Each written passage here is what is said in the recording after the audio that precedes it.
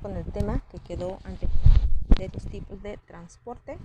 En la clase anterior nos quedamos en lo que era el transporte activo con el ejemplo de la bomba sodio-potasio.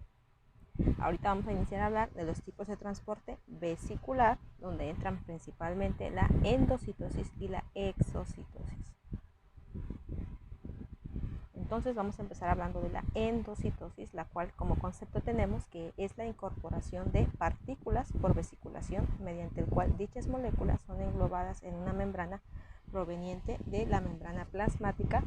Dentro de este proceso de la endocitosis tenemos dos subclasificaciones, la fagocitosis y la pinocitosis. La fagocitosis se refiere a cuando las partículas son visibles con el microscopio de luz, y la pinocitosis cuando son visibles con el microscopio electrónico o se trata de líquido con sustancias disueltas. También tenemos a su vez que la endocitosis, pues como dijimos, va a clasificar en fagocitosis y pinocitosis. En un resumen, la fagocitosis se va a encargar de las partículas sólidas, mientras que la pinocitosis se va a encargar de las partículas líquidas. Aquí en este ejemplo, más bien en esta imagen, podemos ver cómo se diferencia lo que es la endocitosis de la exocitosis o la transitosis. En este caso, la endocitosis, pues obviamente se va a llevar a cabo mediante la formación de endosomas que van a contener el material fagocitado, el cual lo va a ir metiendo a la membrana y mediante las enzimas lisosómicas van a ir transformando ese endosoma hasta que se convierta en endosoma tardío y finalmente un lisosoma como tal que va a contener todo el material que digerir. Entonces prácticamente la fagocitosis pues se van a encargar células de defensa como son los macrófagos principalmente, y la pinocitosis es la formación de vesículas como tal. Ahorita vamos a ir viendo cada una de ellas. Vamos a iniciar con la pinocitosis, en la cual ya dijimos que es fagocitar, es un tipo de fagocitosis, pero con material líquido. En este ejemplo podemos ver cómo está la membrana plasmática, el citoplasma y lo que es las sustancias que están fluyendo en el espacio extracelular.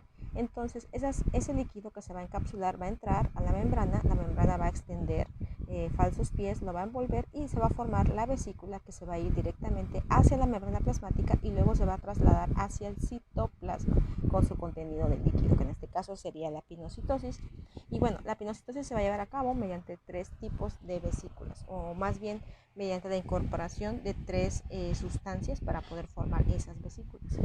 Una de ellas es la incorporación en vesículas lisas, lo cual consiste en que es la pinocitosis inespecífica de moléculas proteicas y otras sustancias de tamaño no superior a 150 nanómetros. Es decir, aquí con las vesículas lisas se forman vesículas, valga la redundancia, de apariencia lisa, y en la cual se fagocitan moléculas muy grandes, principalmente proteínas, porque son muy grandes.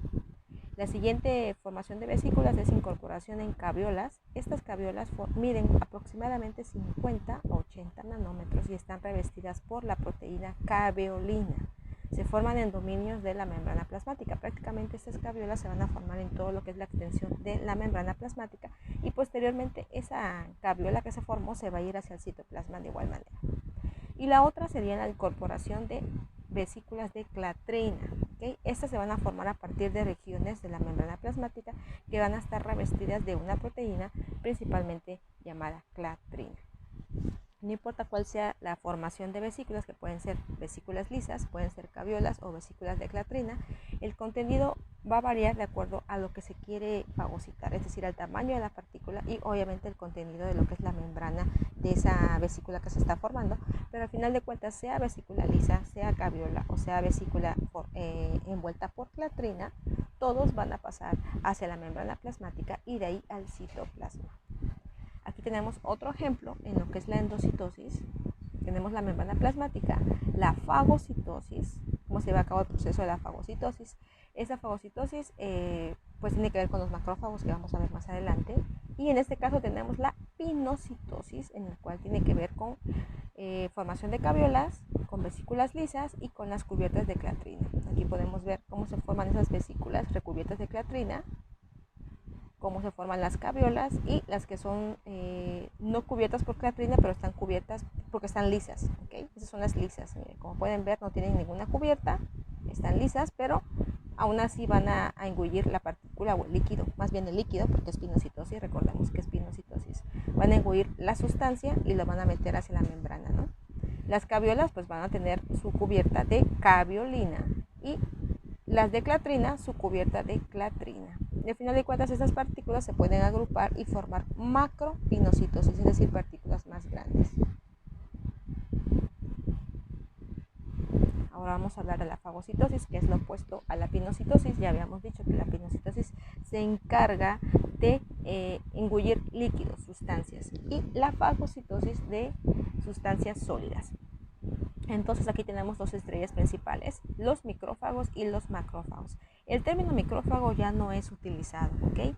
El que es aceptado hoy en día es el de macrófago, que es una célula de defensa que pertenece a los glóbulos blancos, recordemos. Estos macrófagos fagocitan partículas de gran tamaño, ¿ok? Y los principales macrófagos se van a encontrar en pulmón, hígado, órganos linfoides y tejido conjuntivo. Hay un tipo de macrófago que se llama célula gigante de cuerpo extraño que va a servir para fagocitar partículas demasiado grandes. Por ejemplo, un tejido de sutura, un trozo de algodón, algo que haya quedado, por ejemplo, en una herida y es demasiado grande. Los fagocitos, en este caso estos macrófagos de cuerpo extraño, células gigantes de cuerpo extraño, se van a encargar de fagocitarla, ¿ok? Porque el tamaño es demasiado grande. Solo existe fagocitosis si hay contacto anticuerpos receptores, ¿ok? Tiene que haber un contacto entre el anticuerpo que se está formando de la bacteria y los receptores, ¿ok? Tiene que haber una unión entre lo que es el anticuerpo y el receptor. El receptor pues obviamente va a estar en el macrófago y el anticuerpo o el antígeno que se forma de la bacteria o en este caso la sustancia que se va a fagocitar. Y pues estos están envueltos van a participar más bien las enzimas que contienen los lisosomas para digerir ese contenido. Una vez que el macrófago fagocitó la bacteria, por ejemplo, los lisosomas van a llegar y van a vertir su contenido enzimático. Recordemos que los lisosomas se encargan de la digestión celular y de matar los restos de bacterias o de detritos que queden. Entonces, los lisosomas se van a pegar y van a digerir lo que engulló el macrófago y al final de cuentas todo ese contenido que quedó así hecho pedacitos va a formar un fagolisosoma. Como podemos ver aquí en la imagen, está una bacteria, va a entrar, se van a activar los receptores que tiene, en este caso, el macrófago y va a producir la fagocitosis. Una vez producida la fagocitosis, se va a formar el fagosoma. Este fagosoma es este que está formado aquí, que sería la unión del macrófago con la bacteria, fagosoma. Va a llegar el lisosoma, va a vertir sus enzimas en el interior del fagosoma y va a destruir los restos de bacterias que quedaron y va a formar un fagolisosoma, ¿okay? Que es este de acá. Y este fagolisosoma va a abrir su puertecita y va a vertir su contenido ya de desechos hacia lo que es el exterior de la célula, que es conocido como exocitosis, ¿no? Y aquí podemos ver en esta imagen lo mismo, es la membrana plasmática. La membrana plasmática va a emitir ciertas piecitos, ya les había comentado, como pseudópodos, que también se llaman membranas ondulantes. Estas membranas ondulantes se van a encargar de encapsular la partícula que llega acá, que en este caso podría ser una bacteria, la va a engullir, la va a meter hacia el interior de la membrana plasmática formando una vacuola y esta vacuola posteriormente se va a ir al citoplasma para que luego lleguen los lisosomas, viertan sus enzimas y se degrade su contenido. Ahora vamos a hablar de la exocitosis. Ese es el proceso inverso a la endocitosis y es utilizado para que la célula vierta al exterior diversas sustancias como enzimas u hormonas, por ejemplo. El tipo más importante de exocitosis conocido es la secreción celular y dentro de esa secreción celular tenemos dos tipos de secreción, la secreción constitutiva y la secreción regulada. La secreción constitutiva es la que realizan la mayoría de todas las células y la regulada es generalmente formada o participa una hormona o un neurotransmisor y aquí esta acción es estimulada por un mensajero químico que puede ser una hormona o un neurotransmisor. Aquí podemos ver el ejemplo, cómo está la vesícula con las partículas, es decir, la vacuola o vesícula formada va a seguir su trayectoria y posteriormente va a liberar su contenido hacia el exterior de la membrana, por eso es que se llama exocitosis. Y aquí tenemos los dos ejemplos que hay de secreción constitutiva y de secreción regulada.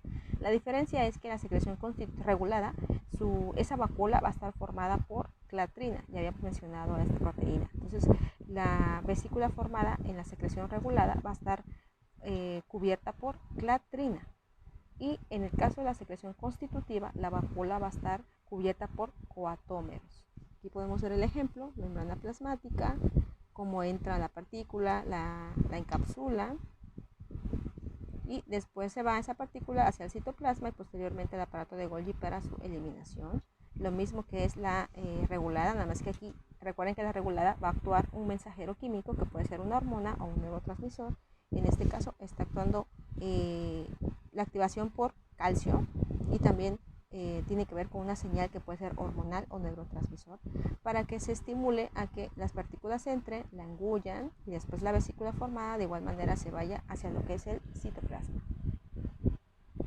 Y finalmente vamos a hablar de la transcitosis, que es otro tipo de transporte celular, nada más que este es un proceso muy frecuente en las células endoteliales para transportar sustancias del exterior a la luz del vaso sanguíneo o viceversa. Por eso se llama transcitosis, generalmente se encuentra en el medio porque va de un lado al otro. Puede ir hacia un lado o hacia el otro de la membrana, es decir, la exocitosis nada más va hacia afuera su contenido y la endocitosis va hacia adentro el contenido. En el caso de la transcitosis puede ir hacia afuera o puede ir hacia adentro. Y va a trabajar mediante la formación de vesículas lisas y esas vesículas lisas van a contener proteínas específicas que se llaman proteínas asociadas a la transcitosis con sus siglas más conocidas como TAP. Aquí podemos ver un vaso sanguíneo porque la transcitosis se caracteriza porque se presenta únicamente en vasos sanguíneos. Aquí vemos entonces la diferencia de la endocitosis que vierte su contenido al interior de la membrana y la exocitosis que saca su contenido hacia afuera de la membrana. La transcitosis se queda en medio y puede ir hacia afuera o puede ir hacia adentro y generalmente se presenta en un vaso sanguíneo.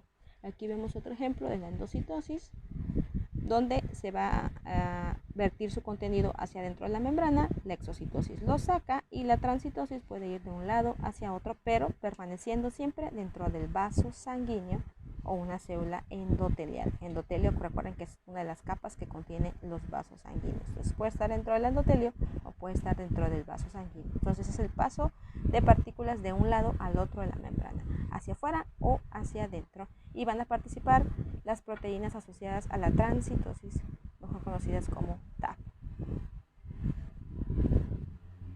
Y bueno, no sé si haya quedado alguna duda del tema. Si hay alguna duda pueden consultar el espacio de preguntas o preguntarlas directamente. Si tienen alguna duda, estamos abiertos a apoyo con alguna bibliografía o con la aclaración de dudas al respecto a algún tema.